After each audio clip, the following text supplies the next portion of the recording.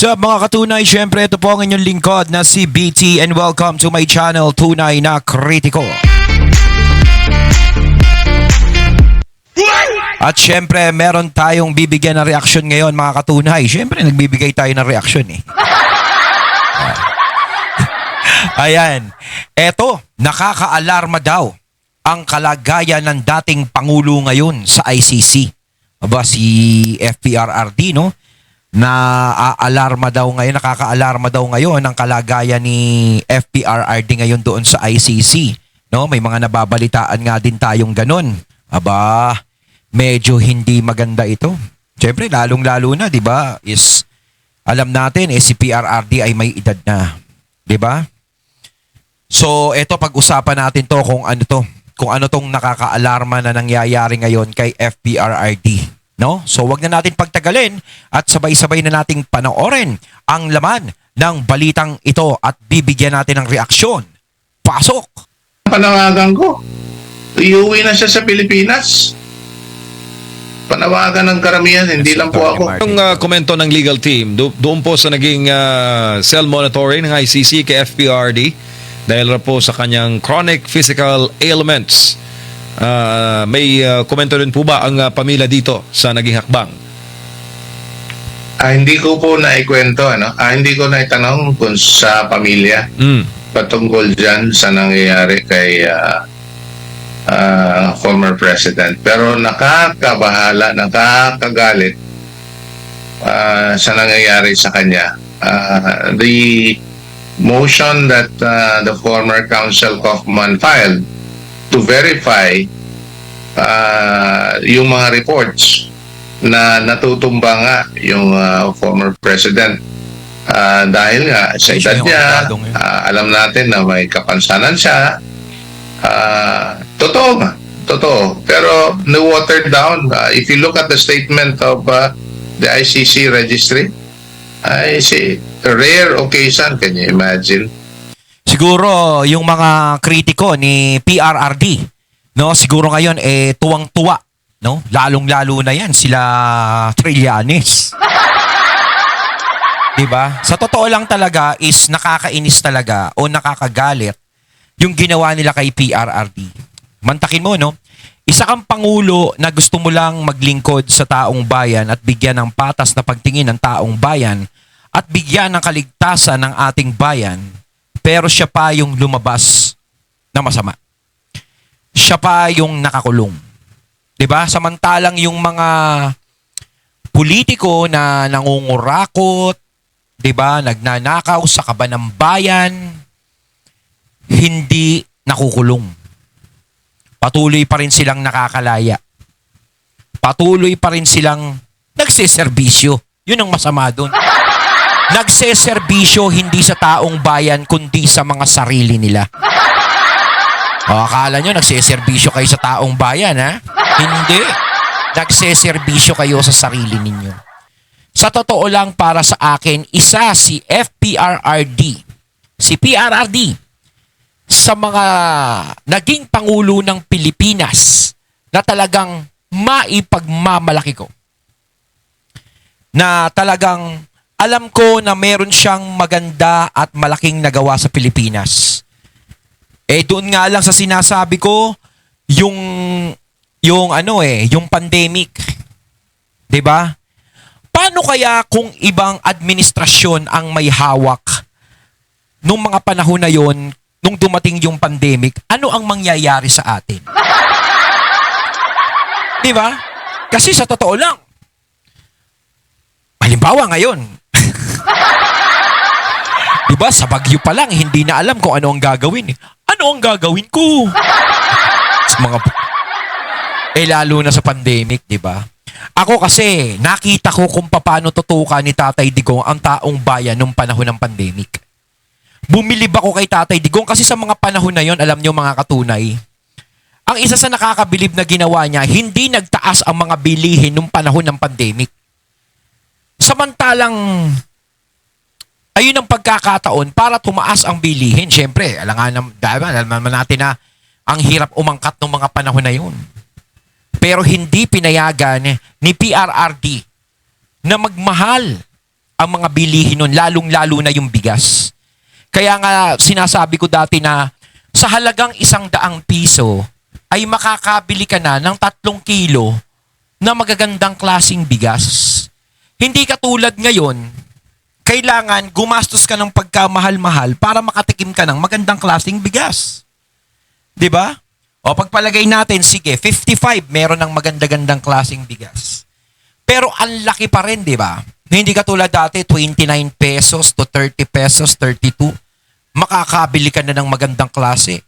Kung may 40 pesos na bigas, talagang magandang klase na pangmayaman na. Iba ang naging pamumuno ni FPRRD at talagang noon is talagang tumino ang mga adik-adik sa kanto. Nabawasan ang mga adok-adok na nang aagrabyado ng mga inosenteng tao. 'Di ba? Yung kriminalidad ng mga panahon na yon sa inosenteng tao, sa mga inosenteng mamamayan katulad namin, is talagang naging maayos ang pamamalakad ni FPRRD. Although may mga nababalitaan tayo na mga, sige, tinutumba, pero sa totoo lang, sino ba yung mga itinutumba na yun? Yung may mga koneksyon sa pinagbabawal na gamot. 'Di ba? Sila yon. Ngayon, sa tingin nyo ba, yung mga iba doon na sinasabi nilang nagbagong buhay, 'di ba? Nagbagong buhay na yung asawa ko. Bakit pinaslang nyo? 'Di ba? Bakit ganito? Sa totoo lang kasi nung mga panahon ni FPRRD na yon, is talagang lahat ng mga, halimbawa, yung mga leader ng mga drug lord na yan, mga malalaking ano, syempre may mga hawak yan na maliliit na tao. Maisasalya ba nila yung pinagbabawal nilang gamot sa mga karatig bayan, mga karatig lugar? Diba? Sa mga lugar na ano, kung wala silang mga tao. So, syempre may mga tao yan. Ngayon, yung mga tao na yun, is siguro nahuli, nagkaroon ng record sa pulisya. Siyempre, babalikan sila nung panahon ng tukhang na yon para, baka mamaya isipin, balikan sila. Ganun pala, balikan sila. At imbestigahan, tanungin sila kung sino ang pinuno nila, kung sino ang may hawak sila, sa kanila. So, siyempre, bilang leader, halimbawa, kung leader ka, ikaw ba papayag ka na ikanta ka ng dati mong bata? O ng bata mo? Siyempre, hindi. Siyempre, patatahimikin mo yun. Ngayon, sakto yung ginagawa nilang pagpapatahimik doon sa war on drugs ni FPRRD. Kaya ngayon, napapasa ngayon yung pangyayaring yun sa war on drugs ni FPRRD. Kaya ako natatawa ako doon sa iba eh. Naku, di ba? Nagbagong buhay na yan. Bakit ganun? Ganun ginawa nyo? Di ba? Nagsisimba na yan araw-araw. Di ba? Hindi. Nagsisinakulo na yan. Nagpipinitensya na yan. Bakit ginanon nyo pa rin? Common sense lang po pa iirali natin. Common sense lang po. Di ba? Para sa akin, yung mga pangyayaring yan, hindi si FPRRD ang may pakana yan. Di ba? Siguro, gusto niya lang talaga is maging malinis ang ating bansa, maging drug-free. Pero syempre hindi naman ganun kabilis o hindi naman ganun kaya agad, no? Maaaring mabawasan pero hindi ganun kabilis mawala. Nangyari naman na nabawasan. Pero sa kabila ng lahat ng ginawa ni FPRRD kabutihan at pagmamalasakit sa atin, ganito pa yung napala niya.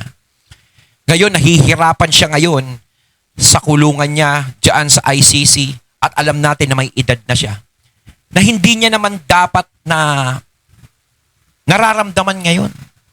Di ba parang wala silang konsensya na ganyang may edad na is pinapakulong mo pa.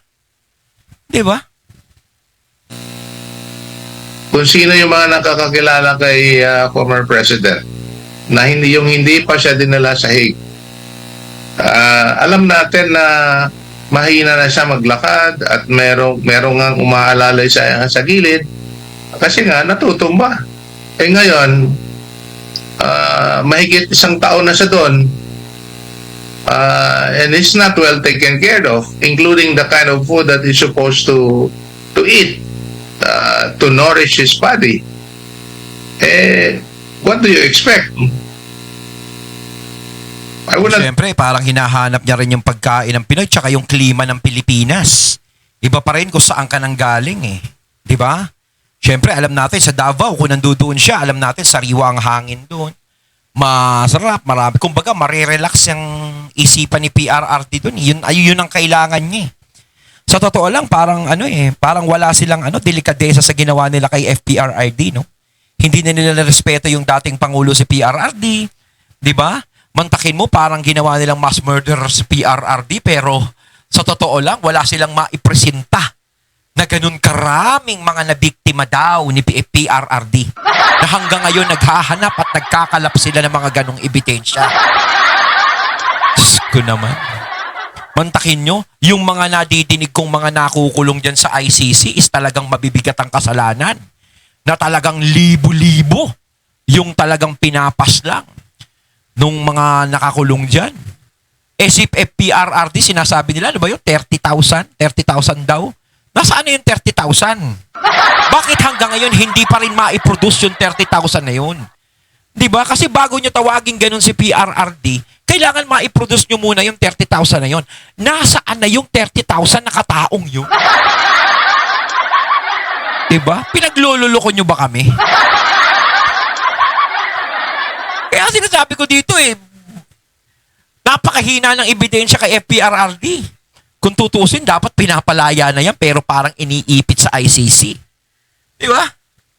I'd be surprised if there will be, I hope not, matutumban na naman siya.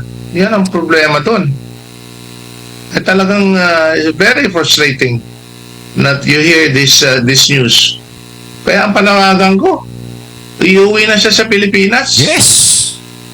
Ang problema, paano siya maiuwi sa Pilipinas kung yung mga nandito sa Pilipinas, yung alam natin na gobyerno ngayon, talagang hindi siya pauuwiin. Dahil nga naman pag pinauwi siya, baka iniisip kasi nila syempre politika eh.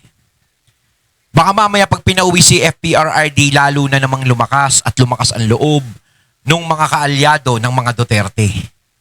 Diba? Kaya nga sinasabi ko lagi pa ulit-ulit dito, parang ito, yung ipapaalala ko sa inyo, parang ito yung panahon ng mga bayani natin. Yung mga bayani natin na ipinatapon sa ibang bansa, diba? Merong mga pinapas lang na bayani natin, inaano sila, diba? Binibitay, ganon, ganyan. Pero meron namang ipinapatapon. So parang ganon, ipinapatapon naman sila sa ICC ngayon. Parang wala ding pinagkaiba nung unang panahon ng bayani natin tsaka ngayon. Ang pinagkaiba lang sa ICC pinapatapon. So ang nangyayari dito sa ICC, parang nagiging sandata nila.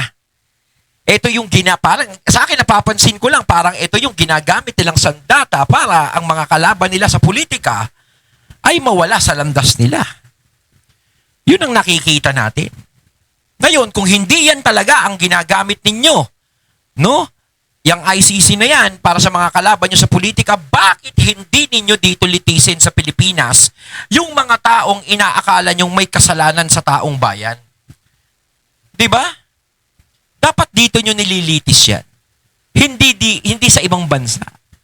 Walang kinalaman ng ibang bansa dito at kung sinasabi nyong mga Pilipino ang naging biktima na PRRD, dito siya sa bansa natin. Dahil may hustisya tayo rito. Gumugulong ang hustisya natin dito. May gobyerno tayo dito. Dapat dito siya nililitis, hindi sa ibang bansa. Dahil wala namang naging biktima na sinasabi nyo naging biktima. Wala namang naging biktima na foreigner. Diba? Wala namang naging biktima na sinasabi nyo sa FPRRD. Wala namang ganun na naging biktima na libo-libong foreigner. Ano to, kalokohan? Ng karamihan, hindi lang po ako. Uwi na siya sa Pilipinas. Yes. They want to continue with the case, let them continue with the case.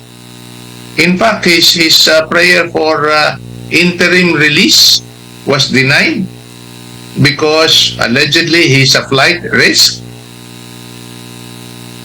Sino maniwala dyan? Natutumba nga na nga yung tao. Kasi dapat talaga si FPRRD matutukan talaga eh. Matutukan ng mga nurse, matutukan ng pamilya niya, di ba? Talagang dapat na siyang mabantayan dahil sa edad niya.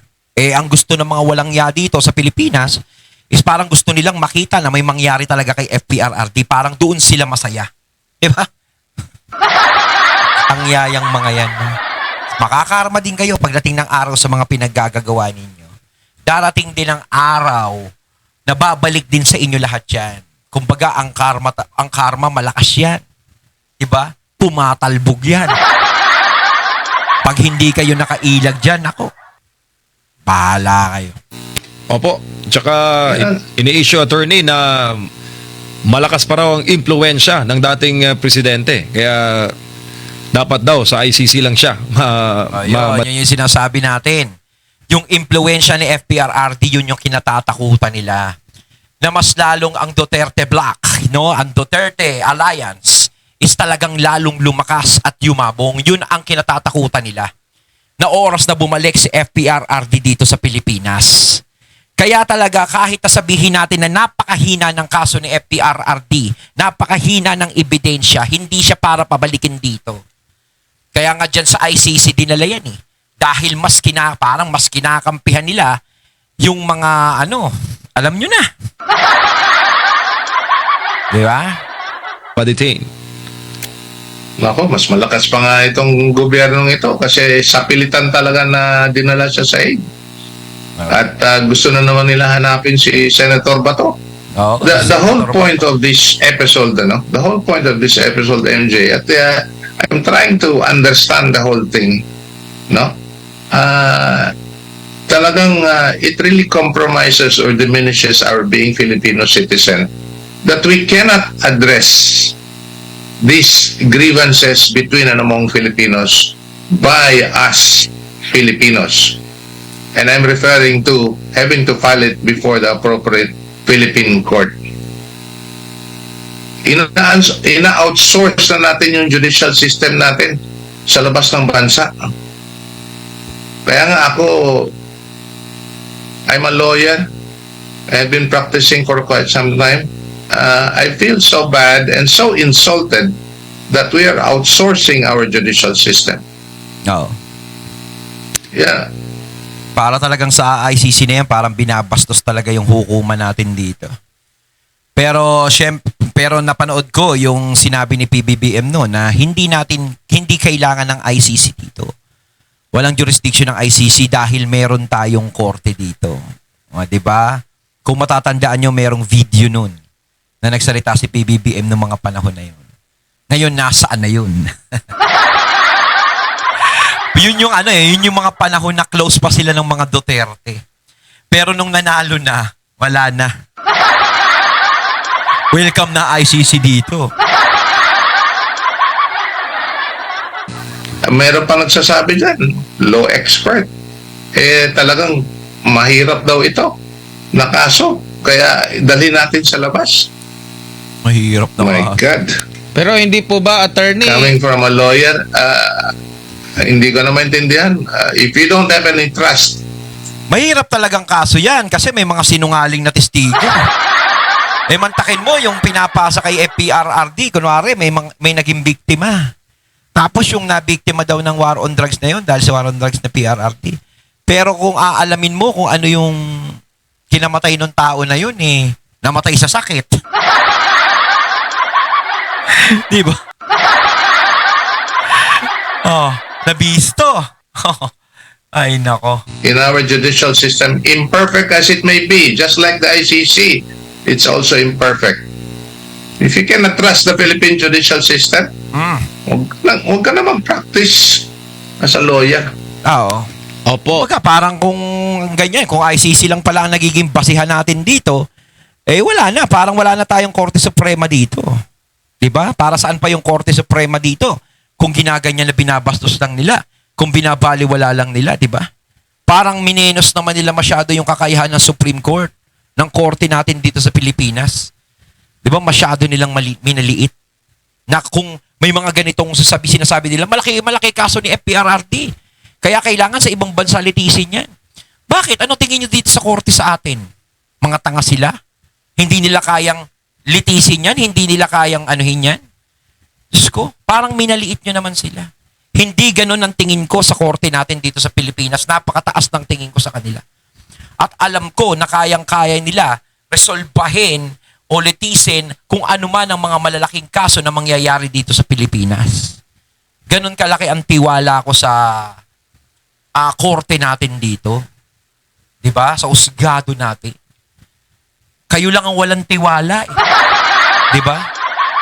Kayong mga nagdala dyan kay FPRRD sa ICC. Tsaka attorney, kung kukuha din naman sila ng ebidensya at mag-iimbestiga, dito rin naman po sila sa bansa balik. Kukuha ng Maaari ano? din nga makipagtulungan Ng sila ebidensya. sa mga law enforcer dito. Parang pinapalayo lang nila, pinapahirapan lang nila yung sarili nila Oo, kumpara sa kung tama. dito isampa yung kaso sa local courts, mas madali pang ma-access kung gusto nila ng mag-imbestiga at makakalap ng ebidensya, attorney. Actually, tama naman kayo doon, ano? Pero ang hindi ko, what I would not agree with that statement is, ituloy natin yung kaso doon, dito mag-imbestiga sa Pilipinas. Yun po ang ayaw natin, na dinggin yung kaso sa labas ng Pilipinas. Dito sa Pilipinas natin dinggin yung kaso. Yes. Dito yung kaso Dito ipapile sa nangyari yan eh. Pilipinas. Oh. We still trust the judicial system here. Yes. It Tama. has its own difficulties perhaps, but this is the only judicial system that we have. Yes. Kailan ba nangyari na hindi natin kinaya kahit na anong klaseng kaso Kaya na yan. nangyari dito sa Pilipinas, kahit na anong klaseng kaso, kailan ba nangyari na we gave up on our judicial system? Yes. Tama. Opo. Yung panahon nga ng Del- Maguindanao Massacre, in one day 58 people Oo. died. Dito, na-resolve dito sa Pilipinas yan, di ba? Oh. Dinala pa sa ICC yun. Oh, dito nga sa Pilipinas, kinayang lutasin yan, yung Maguindanao na yan eh. Oh. Nanagot lahat ng mga dapat managot. Di ba, nabigyan ng katarungan yung mga napaslang ng mga panahon na yon. Oh. Not just died, killed. Kasi sa totoo lang talaga, politika lang to yung pagkakadala kay FPRRD. Kasi kung talagang mahina ang judicial sa atin, ang korte sa atin, hindi nila masosolve yung Maguindanao na yan. Di ba? Pero nasolve. Di ba? Nanagot ang mga dapat managot. Oh. Lalo pa kaya itong kaso ni FPRRD na napakahina naman ng ebidensya. Yun na iniisip nila eh. Mahina ang ebidensya natin tapos dito sa Pilipinas, malamang maabsuelto yan eh. Parang ganun eh. In such gruesome manner. Hinawakan nga ng korte ng Pilipinas yan. We did not outsource that case outside of the country. Ayun, natating nato ngayon ng video na nagmula kay SMNI sa SMNI, no? Siyempre, credits dyan sa SMNI na lagi natin talagang pinapanood dyan, sinusubaybayan at talagang pinagkakatiwalaan pagdating sa mga balita. At siyempre, si Attorney Delgra, no? Talagang gusto niya talagang pabalikin na lang dito si FPRRD sa Pilipinas dahil nga alam natin na si FPRRD ngayon medyo delikado dyan sa ibang bansa at syempre sa edad na ni FPRRD syempre may mga nararamdaman na yan na kailangan matutukan ng mga kaanak niya, ng mga nandito sa Pinas. Kaya dapat talaga, sana nga makonsensya yung mga taong nagdala sa kanya dyan at pabalikin siya dito sa Pilipinas. Tumulong sila sa pagpapalik. Kayo mga katunay, anong masasabi niyo tungkol dito? Comment lang po kayo sa comment box. So once again, I'm BT and I'm out. Peace.